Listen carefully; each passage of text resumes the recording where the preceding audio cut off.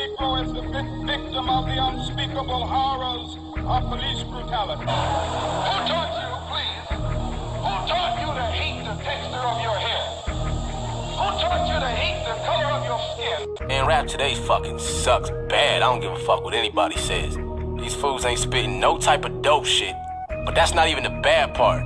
They're not even saying words anymore. They just got a hard-ass fucking beat to trick dumbasses like you to make you think you like the shit.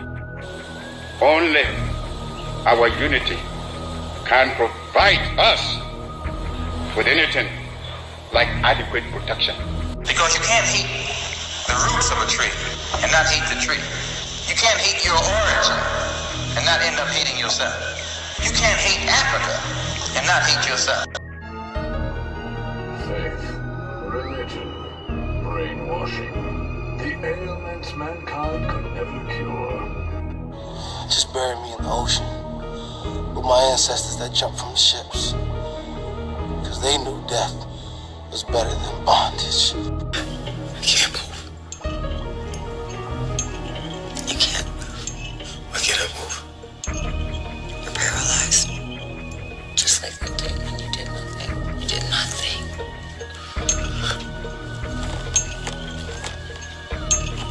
Now, sink into the floor. Wait. Sink.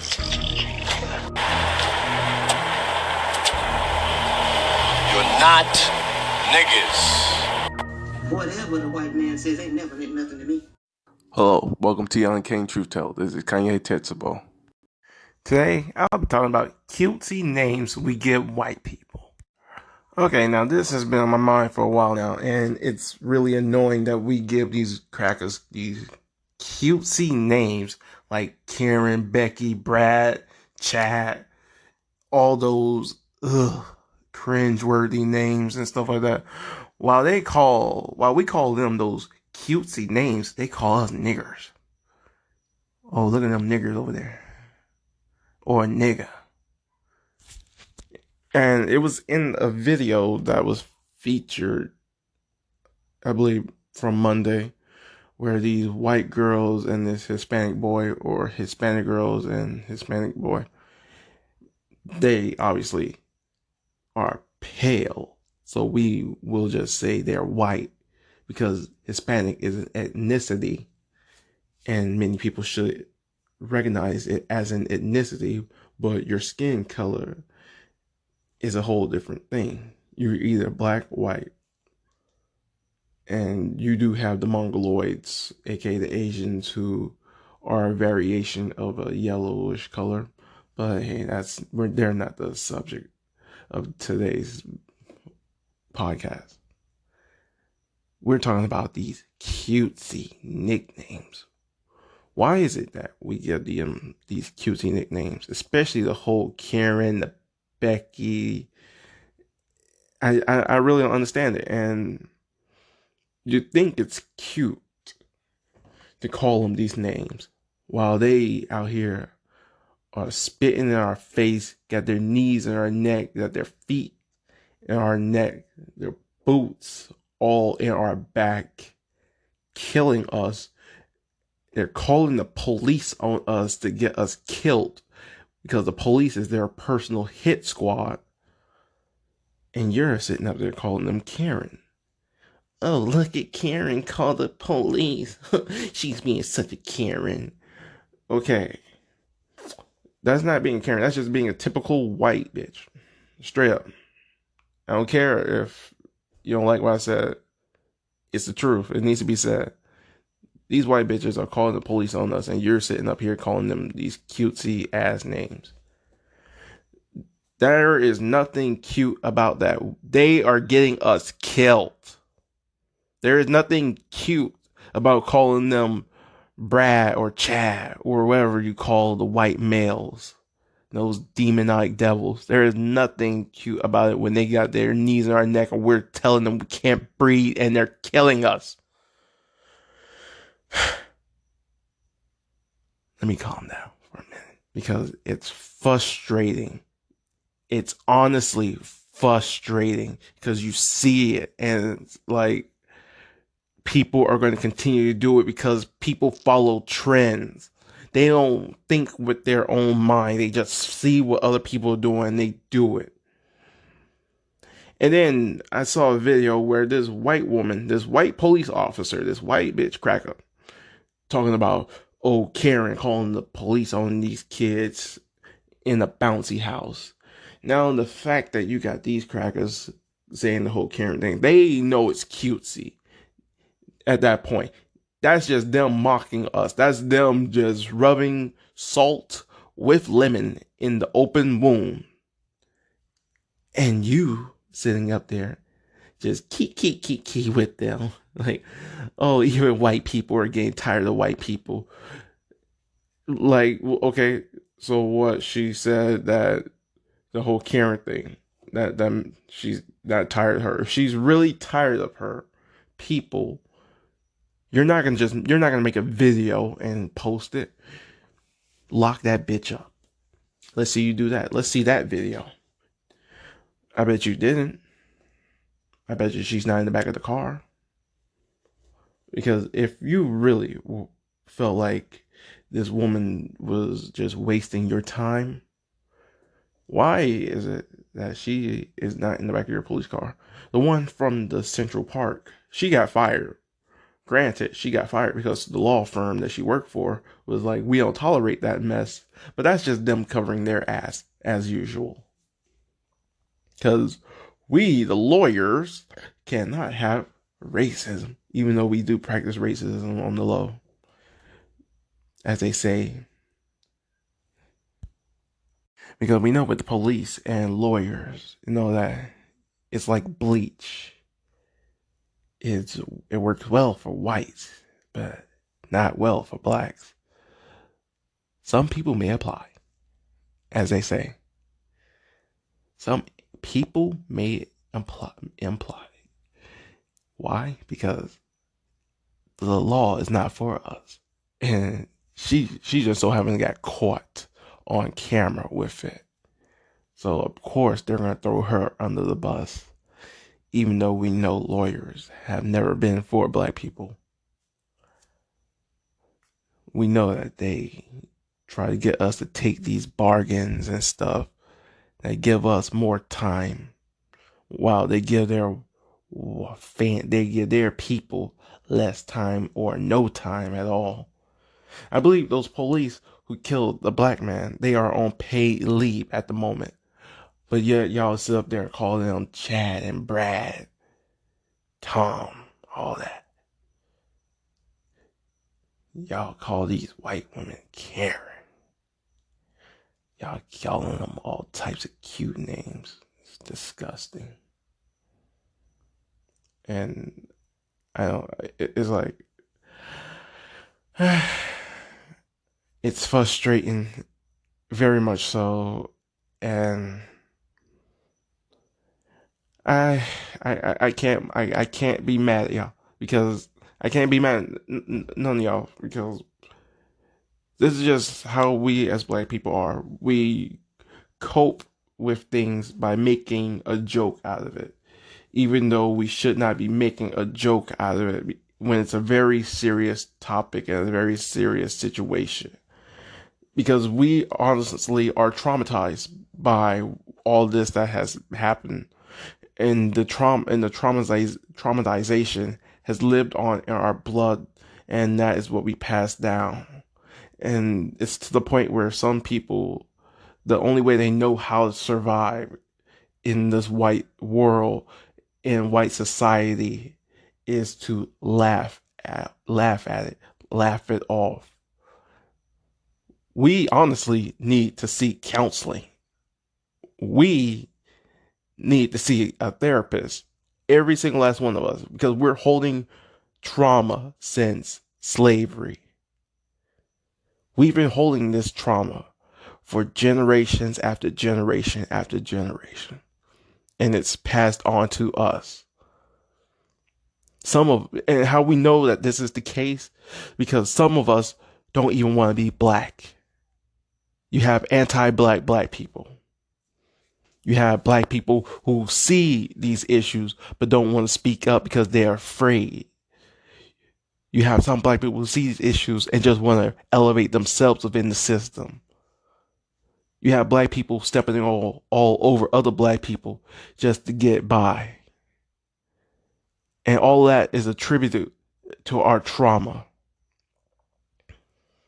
So I cannot blame my people for the things that they do, for the things they say.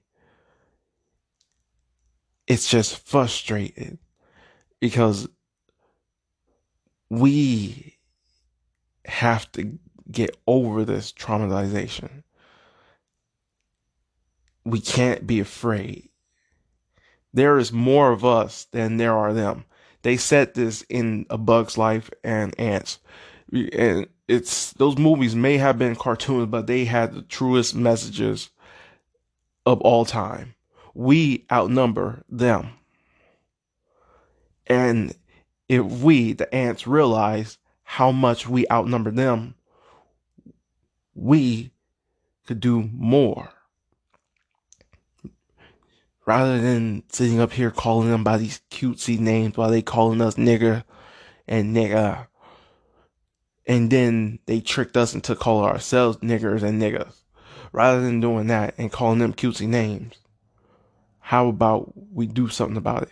How about we get counseling, get some help, seek help for this trauma, rather than trying to become using comedy as a way to heal, because that's not healing. That's like being a wolf and trying to be with a rabbit. That's like being a lion and you're telling that lion you can't eat meat. It's just things that we can't do and we shouldn't be doing, but we do as a way of survival, because we want to be appealing to white people rather than just being ourselves. So we give them these cutesy names because social media is also tricky in a way where we can't say white. So we write it in different ways. We say white people spelled with WYPPO or YTE. We spell it in so many different ways. But then you have those who come up with the terms Karen, Becky, Brad, Tom, all that. Because social media, majority of it is owned by white people and they control what we say on there. And yes, I can understand those type of situations where if you have a message that you need to get out there, but you can't really say what you want to say, that you use these code words. I can understand those type of situations. You use Karen, Becky, or anything. But if the person has a name that you can't identify, just say their name.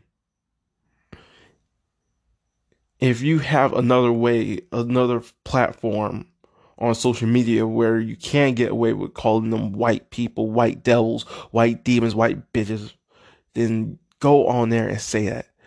Don't keep calling them by these cutesy names and then they sitting up there laughing at us for these so-called insulting names that are far from insulting, because it does not hit hard. Call them a cracker and see how they get offended by that. Call them a cracker. Call them a redneck. Those hit hard as hell. Let's be honest. We came up with those terms because that's what they were. That's what they were. A cracker, the sound of the cracking whip. Redneck, because they got burnt by the sun, because they are not natural to this world. So let's just stop calling them by these cutesy names and keep calling them by what we've been calling them for the longest. Devils, crackers, redneck, because it seemed to be more effective. And Plies even said it with his album. They didn't mind him saying They didn't mind him saying nigga. They loved it. They ate it up. But as soon as he said cracker, that's when they was telling him to change the lyrics. Now that says a lot. There's a war going on in America. There's a war going on in these streets. Black men are dying. White women are the ones calling the police on us, saying that we're the ones threatening them when they are our spaces. White men got their knees on our necks, killing us as we say we can't breathe. And they don't care. There's a war going on in our minds. They say you just a nigga. And you believe it. So you scream to your brothers and sisters, we niggas. What up, my nigga? You brothers call your women bitches like they female dogs. And your women call your men niggas. As if we ain't already called niggas by the white man. But we call a nigga by your own woman and look down upon. That's hurtful. There's a war going on. And we are the victims. Some of us don't even know there's a war going on. They think this is just playtime on the playground. But in reality, it's a war. Some see the war and don't even care. All they care about is elevating themselves within the system that built up against them. There's a war going on around us. Black men and women are dying every day, and what do? Nothing. A black man who loves black women and loves black people is seen as a threat to the system of white aggression because he is a man who can't be bought by materialistic things or anything given to him by white people. He knows who he is, and he can't be told who he isn't. A black woman who loves her people and who's about her people always uplifts her sisters and brothers and elevates the children to the next level because it's through her that children learn first. When a black woman knows herself, she elevates a whole nation. A black woman knows herself is seen as an even bigger threat because she can't be bought by materialistic things or anything given to her by the white man or the white woman. So what do? They tear us apart against each other. And then they tell you just a bunch of niggas. There is a war going on within America because this is America with 3 Ks. They've been wearing hoodies and masks for the longest, and now they mad that they can't do it any longer. You put them in quarantine and they go crazy. They mad that they have to wear masks when they've been doing it for so long in these white sheets, hanging black men from trees, hanging black women from trees, that now they forgot their own history. This is America, where the war has been waged against us for the longest. Let me break it down for you how this war has been waged against black people, and many of us still don't understand it yet. First, there was slavery. Then came Jim Crow. Segregation and integration, the war on drugs, the war on poverty, mass incarceration, the school to prison pipeline, housing segregation / discrimination, the war on us starts also at school with the school to prison pipeline. Underfunded homes, underfunded hoods, underfunded neighborhoods in poor areas with schools that have no type of real education, and then they call us niggas and say that we gonna be nothing, and they give us nothing.